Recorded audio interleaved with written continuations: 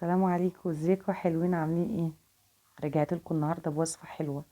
هنعمل مع بعض الهمبرجر البيتي. اظن انتوا شايفين المنظر، حاجه تشرح القلب. هنعمل مع بعض الهمبرجر البيتي. 25 قطعه من نص كيلو لحمه مفرومه. وهقول لك الفرق ما بين البقسماط الناعم وما بين فول الصويا في الحجم وفي التسويه.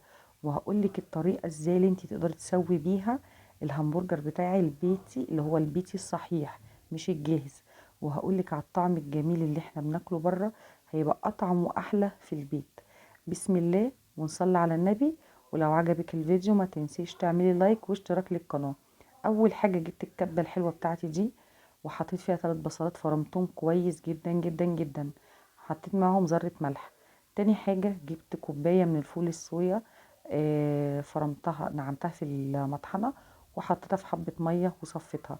نص كيلو ملح، نص كيلو لحمة مفرومة، معلقتين كاتشب، معلقتين مستردة، بيضاية. البيضاية مهمة جدا ان هي بتدي تماسك للهمبرجر. معلقتين ونص دقيق. البهارات بتاعتي من كل حاجة معلقة كبيرة ملح، ملح نص معلقة، توم باودر، بصل باودر، بابريكا، كركم، فلفل اسمر نص معلقة، ال7 بهارات نص معلقة. وحطيت دي كده مكونات الهمبرجر بتاعتي. هبتدي هركن كل حاجة على جنب، وهجيب الكبة الحلوة بتاعتي دي، وهحط اول حاجة هبتدي ان انا هفرمها تاني.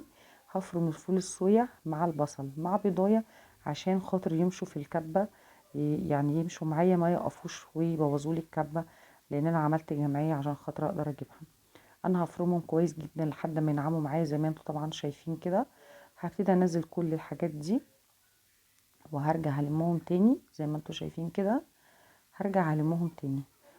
هحط كل المكونات بتاعتي دي، هحط اللحمة وهفرمها مع البصل، مع الفول الصويا، مع البيضايه. تمام كده. هفرمهم كويس قوي. كل المكونات دي بعد ما افرم اللحمه مع البصل وفول الصويا، هحط كل المكونات بتاعتي دي زي ما انتوا هتشوفوا دلوقتي. هقول لكم ايه الفرق ما بين الهمبرجر البيتي والهمبرجر اللي بتاع بره في التسويه. الهمبرجر البيتي عشان خاطر تلاقي نتيجه كويسه في التسويه في التماسك، ان انت تسويه في الفرن وفي الشوايه من فوق، ما يستويش من تحت. تحطي الهمبرجر في الشوايه من فوق، ولما ياخد لون من فوق تقلبيه على الوش التاني. تمام كده. ده الفرق ما بين الهمبرجر البيتي والهمبرجر بتاع بره. الهمبرجر بتاع بره تقدري تجيبيه وتسويه على الطاسه عادي. اي نعم، مبقاش حلو خالص ولا ليه اي طعم بصراحه. ده احلى واطعم. المستردة والكاتشب بيدوا طعم حلو جدا. البهارات بتاعتي كده هبتدي اضيفها كلها. وهحط الدقيق. كل المكونات دي هبتدي اخلطها مع بعض لحد ما تنعم معايا وتديني عجينه متماسكه. واحط معلقتين زيت كبار. تمام. دي بالنسبه للتسويه. الفرق ما بين البقسماط الناعم الفرق في الهمبرجر اللي بيفرق ما بين البقسماط الناعم والفول الصويا. الفول الصويا ممكن يديكي كميه، لكن ما يديكيش تماسك لحته اللحمه بتاعتك. اللي بيديكي التماسك وبيديكي الضعف في الكميه برضو البقسماط الناعم. ليه يا هدى؟ لان انا عملت جزء سويته الاول قبل ما احط البقسماط الناعم، لقيته للاسف كش مني وفك مني في الطاسه. وده برضو الفرق ما بين التسويه في الفرن وما بين التسويه من فوق على البوتاجاز. الافضل ليكي ان انت تسويه في الفرن من تحت في الشوايه، ما يستويش من العين اللي تحت من الفرن من تحت، لا يستوي على الشوايه بتاعه الفرن.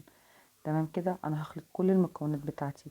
يعني دلوقتي الفرق، البقسماط بيفرق في الهمبرجر، بيفرق جدا جدا، لانه بيديله تماسك جامد كده. العجينه بتاعتي انا خلطتها كويس جدا على فكره، ده لونها الطبيعي. وفي التسويه برضو كان لونها جميل جدا، ما كانتش غامقه معايا. انا كده خلصت وهدخلها الفريزر. وباكد على كلمه هدخلها الفريزر او التلاجة ترتاح كذا مره. يعني هترتاح لمده ساعه في التلاجة او ساعتين. كل ما تسيبيها كل ما العجينه تتماسك معاكي. انا في اللحظه دي حطيت كوبايه بقسماط ناعم.